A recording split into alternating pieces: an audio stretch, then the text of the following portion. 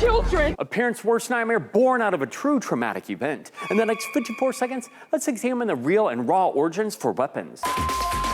Every character is based off a reaction that he had to a friend of his passing. That's the actual inspiration behind this horror film, where comedian turned director Zach Cregger lost a loved one, and to deal with his pain started writing this story. I kind of like vomited this out really quickly. Every character in this film is really like a different part of Zach. That personal approach sold the actors on making this movie, as well as its unique structure and, of course, this chilling imagery. I don't know why kids are scary. Kids are scary. Zach's more grisly first take involved the children taking their own lives, which the filmmaker claims is the only revision he made. I did not rewrite this thing. It smelled really weird. There was like a kitchen with all these old photographs on the fridge. The thespian said this home, used for the outside shots, was somewhat abandoned, but left behind traces that eerily mimicked the movie they were making. So what do you think is the most unnerving film of all time? Scream your thoughts into the comments below. But for now, that is a minute. So it may or may not be 217 for you, but it is time for a bonus. So if this flick surprised you, well, it shocked Zach, because the idea just came to him as he wrote it without premeditating what to say,